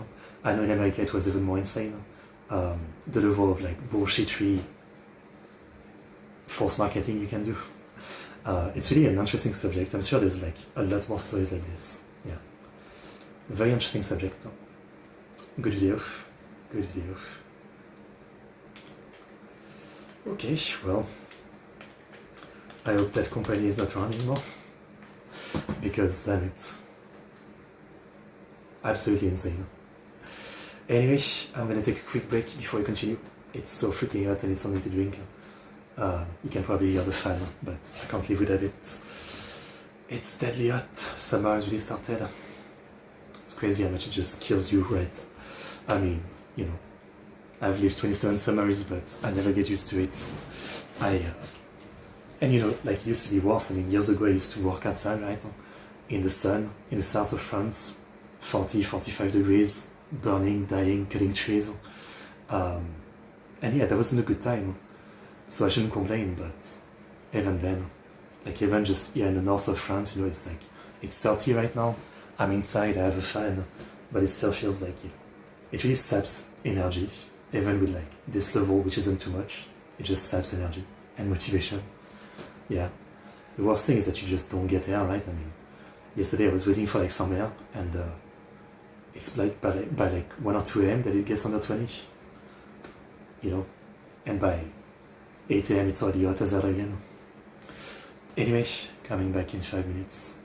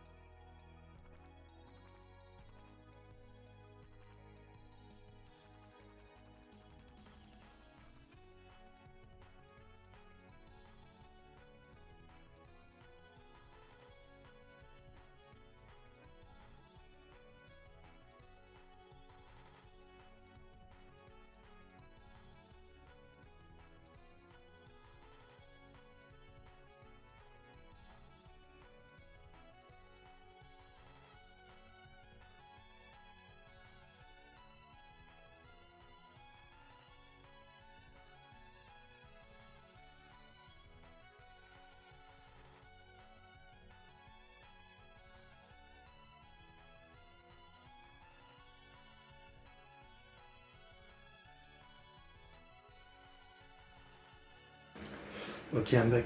Sorry for the wait. Alright then, so yeah, let's continue watching some interesting videos. Next, we get back to the channel KYDB, where we watched all their videos last time. Well, only their video. And this time we have you Damn Lolicons. I don't know if it's like there's a character in the thumbnail, so I don't know if it's about a specific character or if it's about like the subject overall. Let's see. Let's find out.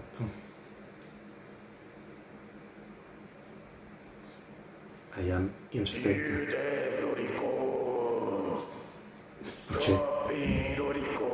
This is a character known as Backbeard. Well, a very liberal interpretation of Backbeard.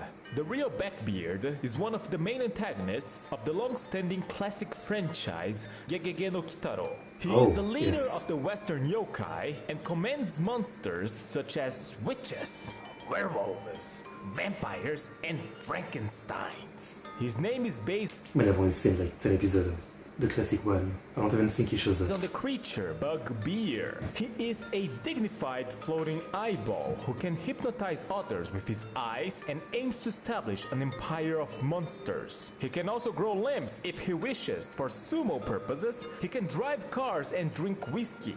But that is besides the point. How did he went from leader of Western yokai of one of the most beloved Japanese franchises into whatever this video is about? The answer, of course, is image boards. Futaba channel around 2004. Users would open threads for the sake of Rory pictures and discussions, but one day, someone replied with this edit. Okay. This is I see. It's that kind of thing. It's like the spider crab. I don't know if it's popular anymore these days, but years ago, probably more Twitter, you know, there was like this meme of the spider crab with a knife. I forgot what it says, but it was kind of like an answer to anything cheating, I guess. Spider crab meme. Oh yeah, silence brand. I think that's what it was. This one. Every time like a brand would try to sell you like some bullshit, someone would post this, and then everybody in the comments would reply with this. It was kind of like, you know, like a meme associated specifically with the subject. So I guess this is something similar. an edit from one of the early appearances of Backbeard. His original line being, "Have you understood? There is no power that can go against my eye." Posters took a liking of having such a mighty creature, not wanting power, fame, or yokai world domination, but simply being really pissed off at the idea that Roricons exist, to the point he hunts them with his Roricon killing beam. Wow. Because it became customary to post him whenever a Rori thread was open, people started having a lot of fun, making more and more Backbeard edits and solidifying him as a chastising Roricon hater creature. Although, of course, eventually derivations of the meme would appear. Versions It's definitely gonna evolve. where he is just too tired to chastise the Roricons and really doesn't want to deal with them. Versions where he doesn't seem to mind much and saying things like, "Roricon is fine sometimes," or "as long as it doesn't leave the tutti around, it's fine." Versions where he admits he is also a Roricon and he's open about it, but the most popular derivation is probably the one where he says he's okay with Shotacon. Okay. The Backbeard edits, and even just the line, "You damn Roricons," became popular enough that it eventually started leaving the Futaba channel sphere, to the point the idea of Backbeard relating to Roricon was officially referenced to with the release of the 5th series of No way they actually referenced it in the anime. Gegege no Kitaro. One promotional poster Neko Musume. I actually haven't seen the new one, but Neko Musume's evolution is something. I mean, she was like a kind of ugly character in the classic, and in modern times she's like this. released on Megami magazine shows a pin-up of the character Neko Musume in a Oh, but Megami Magazine is not really official, right? They have like lewd out, but of like official series, but it's not really official. hot spring, with Blackbeard on the back holding a sign that says, "Japanese yokai are also pretty good," with a not so dignified expression to his face, as well as the character Zambia, the little witch who is a member of the Western yokai young generation group. She claims she is Blackbeard's favorite.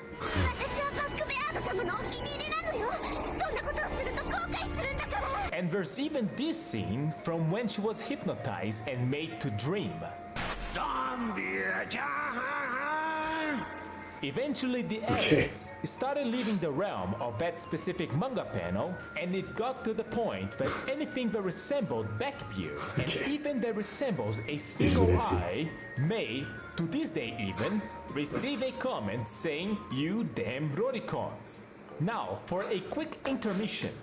As that like every time, I absolutely love how a single thing just evolves into like so much creativity. Kanji can be interpreted as big blocks composed of smaller ones. For example, the kanji for small, 5, and the katakanas ro and ri can be understood as 5th year elementary schooler rori. But if you put all of them together into a single kanji, it means enlightenment, understanding. This explanation. So we're doing some wordplay like every single time. I mean, last time we watched the video about the Tuchan maids, which are all based on wordplay. Is from a series of ASCII art from around 2004, and the resulting kanji is read as Satori. Komeiji Satori is a character from the Toho Project franchise, and from the previously explained joke, she has... yeah, okay, I see.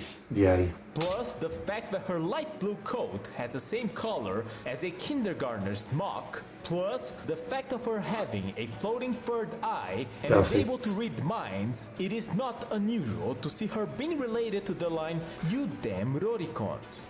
But well, she is not the best representative of oh, of course, a Cyclops character would be perfect. Such a line. It is not surprising that in the end, people would turn the Lolicon chastising meme into a Rori. But there is one that is easily the most notable one. 9/11, 2005. The artist Dorothée posts in his blog this drawing. Wait, so that's related to 9/11, okay. I was really confused for a second. Lolicon and 9/11. Write an essay about it. Which he called a questionable personification, but he seemed to like it so much, just 3 days later he was drawing comics with the design. Blackbeard Sama is Watching being the name of these comics. The setting of the comic went from a personification of the Blackbeard meme to the daughter of the Blackbeard meme. This girl, which became popularly known as Beako or Bakbeako, just like her father, who she respects very much, is a Lolicon hater who lives to eradicate them, or at the very least tries to lead them into the path of graduating their Lolicon ways. Some of her methods include going to the bookstore and drawing hair on the Lolicon books. They get mad at her. She walks around town in a school swimsuit to fish up any Lolicons. She gets questioned by the police. Okay, I see. She gets girls Zanen character, unfortunate character, right? in the park to record videos decoding the Lolicons. That doesn't work. She posts risque pictures of herself to make the Lolicons used to them and become uninterested as a result. Of course, that also doesn't work. She keeps trying to pester the Lolicons but gets easily bought off by sweets. Her favorite one is White Lolita. She is a loudmouth brat but also clumsy girl whose plans fail a lot. If anything, she makes things worse. But despite the setbacks in her plans, she never gives up on trying to make the Lolicons graduate from her ways. What she a does concept. technically have 2 eye sockets, but behind her other eye is pure darkness granted to her by her father, and the little eye that accompanies her is also connected to him. Unsurprisingly, just like her father, she gained a good amount of popularity within Futaba channel. It was not unlikely to see her roaming the Is the family gonna grow? Are we gonna like continue expanding the cast? board riding her father as they hunt the Lolicons. But also, just like her father, the Blackbeard meme, she also started getting cons. But also, just like her father, the This guy, I've seen this guy many times before. He makes a lot of anime YouTube videos in Japan, and I only recently learned that he's actually a legendary figure in the industry. like a founding member of Genax, and you know, around the time of Anno and all that. I never knew. Beard meme, she also started getting recognition outside of Futaba channel.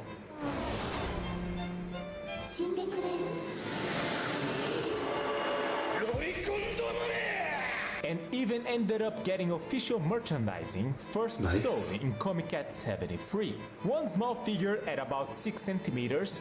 Wait, official, but like, how is it official? This is like character related to a character from Gegege no Kitaro, so is it Gegege no Kitaro official? And if you couldn't be satisfied with such a small Beako, there was one about 27 centimeters tall. From the character that was derived from a character derived from a character, more characters were born. If there is a Rory that chastises Lolicons, it naturally led to the idea that there should be a Shota that chastises Shotacons. And so came to life Beao, younger brother of Beako, who aims to eradicate the Shotacons and shouts, "You damn Shotacons!" Now there is a father and 2 kids, so of course, that's what I said, you need to make a family, and it becomes wholesome. naturally, there is a mother called Bea Mama, who shouts, "You damn mothercons!" Although in her case, she doesn't seem to dislike them. Remember that Beako comes from Backbeard that comes from Bugbeard. So in a way, her name can be read as Bearco. Okay. Considering Beako is black themed, then there must be a white themed, polar Beako. Due to Beako's popularity within Futaba, Torote started doing doujinshi, crossovers of his comic Backbeard Samai's Watching and the Nijura board IMG. On this doujinshi, Beako plays her role of Roricon Hunter, but now within Nijura Town, a fictitious town that represents the Nijura boards in Futaba channel. These stories feature several Futaba inside jokes and characters, sometimes as one-offs, but with a good amount of recurring characters as well. Those being the OS-tan, Hatchan, Windows 98, Setchan, Windows 98 2nd edition, Homeo, Windows XP Home Edition, Obasama, Windows 3.1. They I didn't even know there was like a designed version of every OS. being a family who always encounter Beako by accident and get mixed up in her hijinks. I'll talk about the OS-tan in detail in their own video. The Nijura maid, Yakui-san, also appears very frequently, mostly to cause a ton of trouble and set up the punchline. She did get Backbeard addicted to her eye drops. And Kirin-san, who seems to mostly be there to get harassed. Eventually Beako started going to school, which is the maid academy, the school where the Nijura maids go to. Although she just takes normal classes. Her classmates became Kirin-san and Chibi-Yami-chan. So it just becomes sense of life, nothing to do with just chastising the Lolicon. It's just the evolution of everything, it just becomes a sense of life. Who is a derivative character of a derivative character based on Kotono Miyayuki from Suigetsu. And I also plan to talk about Suigetsu eventually. This specific group is called the Nuko Nuko Dan, and it was born from a festival with the objective of putting characters together, and this was the elementary school group that came out of it. A festival being a term used when a big number of users posts drawings, edits, or writings regarding one specific topic. Beako going to the maid academy made possible for the cameo of other maids. But Tensai-san, who cries upon seeing Backbeard, and Demon Tea-san, who gives Backbeard some freshly squeezed lemon tea. Another maid that gets added to her so-called Roricon removal team is the fragile maid Moroi-san, who throws up upon seeing Backbeard and spends 3 pages receiving tranquilizers mouth to mouth by Yakui-san. Although the setting Torote himself used is that Beako goes to the maid academy from an ever shape-shifting space, such as a message board, whether she goes to the maid academy or she just goes to a separate school called Nijura Elementary School, seem to depend if the person portraying her considers them to be the same place or not. Another character that's related to Beako is another student from the Nijura Elementary School. It is the girl called Furansujin. This is gay furry art of a restrained tiger biting its own tail. Okay. Okay, so why am I showing Thanks. you this? The catalog mode of Futaba channel makes the Fred images very small, only showing a very low resolution thumbnail. People saw that thumbnail and thought it looked a lot like a Rory character. And in that Bruh. Fred, the setting of the character was decided little by little from posters that were I don't even know what to say anymore with like this kind of instant creativity. It's just like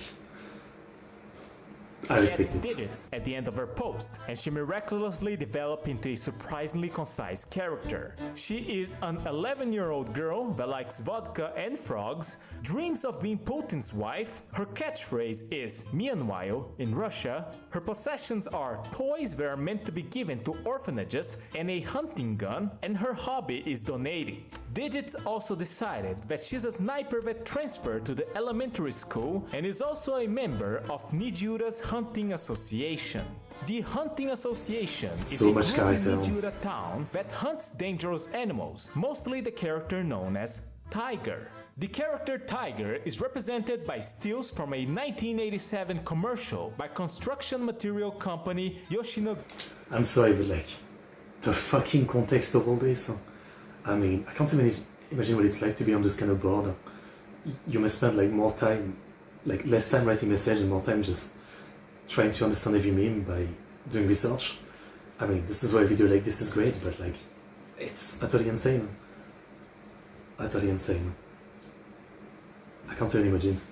Gibson, meant to sell the sturdy, soundproof and fire-resistant Tiger boards. Tiger is a character that precedes Furansujin by many years, and he is one of the representations of Lolicons in Nijura, who was born when the picture was used in a series of threads with insane ramblings, obsessing with Itochika from Ichigo Mashimaru, and eventually evolved into a series of tiger Alright. threads, where whoever got matching digits inside that thread would become a tiger, and members of the Hunting Association would have to shoot them while trying to avoid getting matching digits themselves.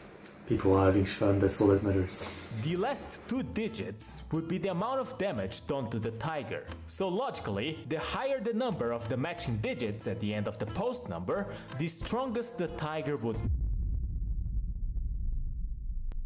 Wow. Perfect. Oh no. Hey, you're joking, right? The worst case scenario. Of all places, it had to happen in this thread? You want me to be honest? The road is done for. Hide the near little girls! Immediately! It came out! It finally came out! Hunting Association! The King Tiger has come out! I mean, he has a lot of damage, I know. Damn it, this ain't a joke! There's no way we can go against something like that! No matter how much gets shot, it just doesn't die! There's nothing I can do against that with just a handgun! Medic! Medic! The Earth Defense Force! Call the Earth Defense Force! EDF, Someone bring out EDF. the Gundam. I don't wanna die! I don't wanna die! Strategic retreat! Retreat! Run away! Then I need Earth Defense Force 7 to be like that. Just fighting a bunch of stuff from 2 channel. Don't give up! Don't stop! Don't run! Fight! Bam! Bam! God damn it, I'm not running away! I'm not running away! This is not a fight we can win anymore! Evacuate the girls, even if at the cost of their lives! Gentlemen, it was an honor to have fought alongside you. Father, Mother, forgive the misfortune of living this life before you too. For I... Stopping Love a it. human that became a tiger, huh? Bam! A tiger that holds the power of the Hunting Association? Yeah, that's right. Bam! The infection just keeps spreading. Bam! This is too dangerous. It's over. I'm running away. I'm not letting you. You tiger bastards! You're becoming a tiger. Bam! Bam! Headquarters. The members of the Hunting Association are all becoming tigers. Yeah! Is this because of the king? There's more small fries compared to the usual. The more I hunt, the more the contamination spreads. More tiger threads are being opened. Is this the infectious power of an 8-digit tiger? Don't do that, I have an Sweden. idea. I thought Let's it shoot is. ourselves. If we do that, said it will stop the spread of tigers. This place is done for. We need to burn the whole area with napalm. This is IMG Air Force Division. From this moment forward, we'll be initiating the airstrike. Headquarters, carpet bombing. No, I'm requesting the use of a nuclear warhead. Headquarters, this is an emergency situation requesting the usage of nuclear weapons. It is with deep regret that I inform a nuke will be launched into the spread as decided by the headquarters. The key code of the nuke is 55556666. I trust you guys. Launch the nuke! I'm getting 6666 and sending out the nuke. Did it come? Bastard! You're useless! The nuke activation has failed. It didn't launch. Yeah, you're so bad. Close. The nuke didn't launch. It means there's nothing we can do anymore. So this is the king. It's over. We can't win. There's too many of them. So this is the end of the world. It's over. Let's give up. This is a one-sided massacre.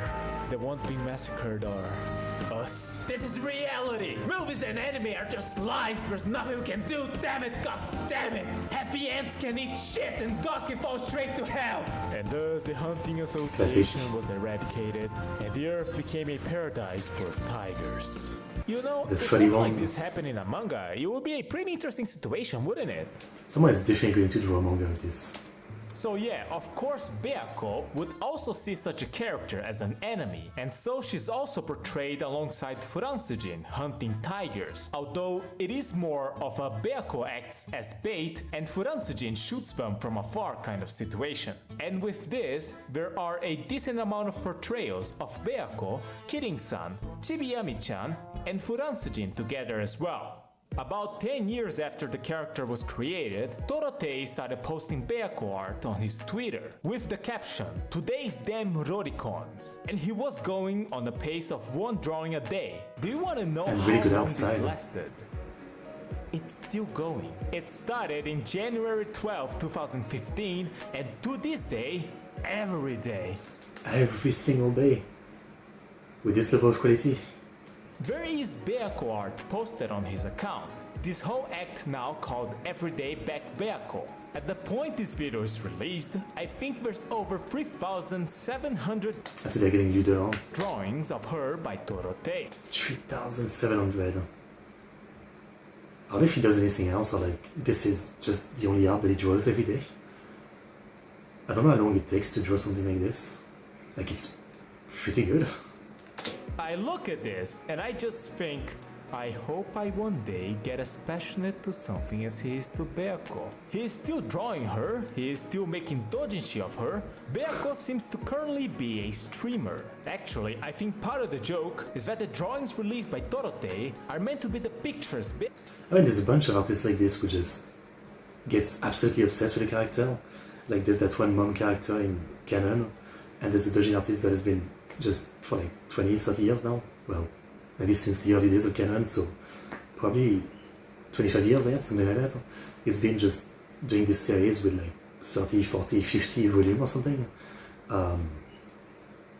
Yeah, there's some artists who just are obsessed with a single character, and it's kind of awesome. As far as VTuber, there was this one artist who was really obsessed with Lilimouth from Nisanji, and he had so much art of her. I respect it. Again, it's kind of amazing to see so much ideas and art from one artist for one character. Like, I can't imagine how you even think of like 3,700 different single pieces of art with different pose, outfit, and all that. I wonder if like people give him ideas, because I can't imagine, but it's really impressive. Beako takes of herself to post on social media. As proof of his activity, there is a long-running Futaba channel focused event where its 19th iteration just happened, and he drew the promotional art for it. Over 20 years ago, Backbeard appeared to eradicate the Lolicons. His daughter as well came to life, with the objective of making the Lolicons graduate out of her nefarious tastes. Although I'm not sure if she remembers her mission anymore, to be honest. It will have been 20 years. Sign of the time, just, you know, if you don't beat them, join them. Since she came to life in a few months. Although of course yokai like her don't change appearances, so she'll keep being the way she is.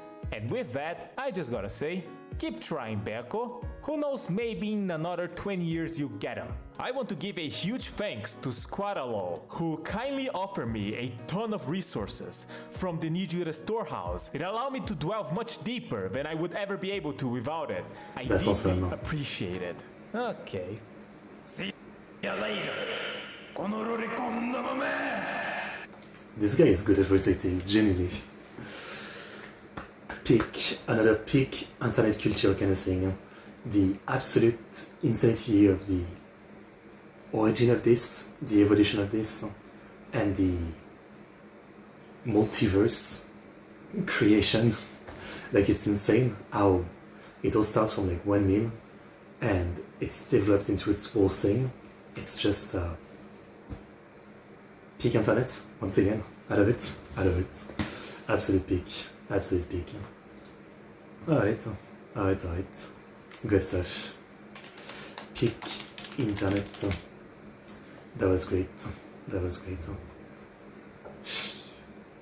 Amazing stuff. The amount of research too, like, to even get all this. I mean, again, like, every piece of this, you had to like probably look up the context, because how would you even know about any of this meme? Like, every one of this image, the context and where it came from, and everything is a meme and references. Again, I can't really like imagine like being on this forum, and anytime you post anything, you have to like learn about like every meme that everybody else posts, because otherwise you can't be in on the joke. I don't know. I'm often someone who's very lazy about memes. You know, sometimes like I see a meme for like weeks to months before I care enough to look up the context. Like recently there was 6-7, and it took me like freaking a month until I learned the context. It to be like that sometime, yeah. Great video, just peak internet, yeah. I mean, like, seriously, what else can I say? Peak internet, the like the organic way this all develops. I just love it. I just love witnessing it. Okay, but yeah, we'll leave this video for today. That was all good. Well, actually, let me just check. What did I use for the thumbnail again? Oh no, I did use the next video, so actually we could watch the... Oh, I did use the next 2 videos, actually. I mean, I'll just remake the thumbnail. Oh, we did watch only 4 videos, but I guess I yapped a lot. It's fine. We'll watch more stuff next time. I just remade the thumbnail with the right thumbnails, yeah. I wasn't sure what we'd watch today, how far we'd go, but yeah. But yeah, again, if you guys know any channel like this one, especially KYDB right here, like, this is exactly the type of channel I look for, you know. So much like interesting, obscure knowledge about otaku related topic. I love it, yeah. So yeah, check out the links to the original videos after the stream. Like, subscribe, comment. Tomorrow I'm doing some Metante Conan. I'll see you guys next time. ExoticBankai. See you soon.